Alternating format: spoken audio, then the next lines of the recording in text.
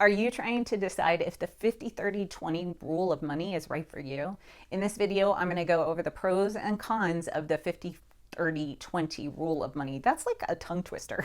50-30-20 rule of money, to help you decide if it is something that you would like to try out and if it would fit with your life. So what is the 50-30-20 rule of money? It just simply states that when you're categorizing your after-tax income, 50% goes to the needs like food, water, and shelter. 30% goes to the wants like going out to dinner and anything you buy on iTunes. And 20% goes to savings or maybe paying down debt.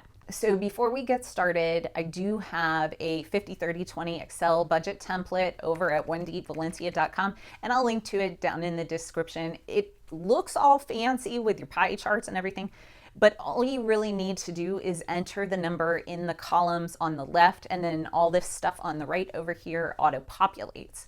So it's actually quite easy. It gives you a really, really nice visual of your budget with the pie charts, where you start and where you end up. So let's jump into the pros and cons of the 50-30-20 rule of money. First, we're going to tackle the pros.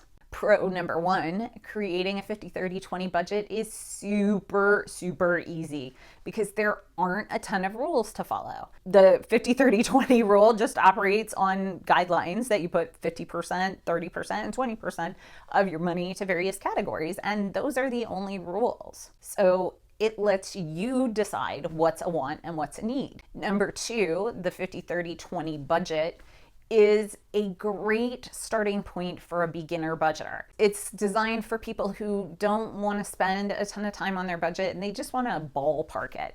All you have to do is really know how much 50% of your income, 30% of your income, and 20% of your income, your take-home pay are, and spend within those guidelines. The third pro to the 50-30-20 rule of money is that in the 50-30-20 rule, you don't have to have a plan for every single cent of your income like you do in a zero-based budget, which if you followed me for any amount of time, you know that all of my budgets are zero-based, meaning every single cent is assigned to a category.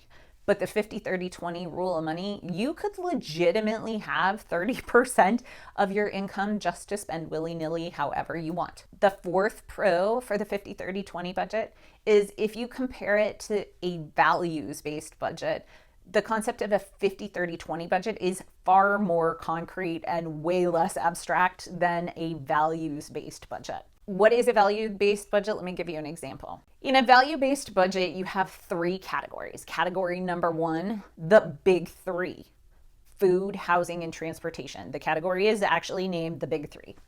And that's just your fixed number every month that only you can determine. Category number two is values.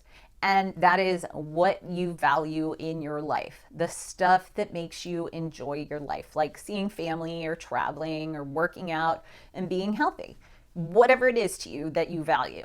For some people, you may value a luxurious lifestyle. That's okay. No judgment. That's why it's a value-based budget. And then the final category for the values-based budget is stuff. And stuff should never encompass more than 10% of your budget. So when you compare that to a 50-30-20 budget, all of the sudden the needs, wants, and saving categories look a lot easier. Pro number five is the savings category ensures that you will have money there when you need it, be it an emergency or in retirement, because you have been planning for it. Pro number six is you don't need to use a spreadsheet unless you really want to.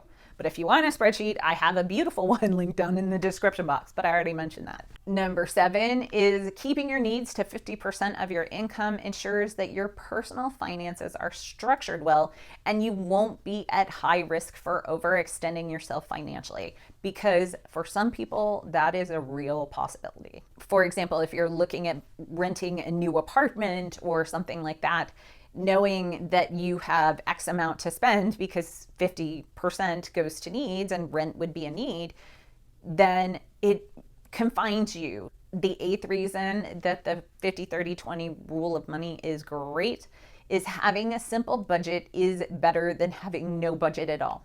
And I'm not gonna lie, no matter how simple it is, it's better than just flying by the seat of your pants. The ninth reason that the 50-30-20 budget is awesome is it makes sure you're saving something every single month, which is a habit that you should get into as soon as you can.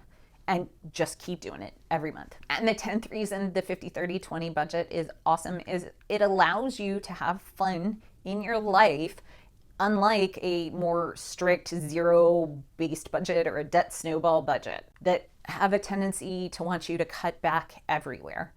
And let's admit it, not everybody in the world is frugal. I'm definitely not frugal. So what are the cons of the 50/30/20 rule of money? The first one is that it's not uncommon to have difficulty distinguishing between a want and a need. And let me give you a scenario to explain it. Imagine you're out running errands with your 7-year-old daughter, and she starts complaining that she's really hungry, and she's loud and complaining a lot. So you stop by McDonald's to quiet her down, because that always works. You get food and a toy. So was that meal at McDonald's a want or a need? It was eating out, so it should be a want.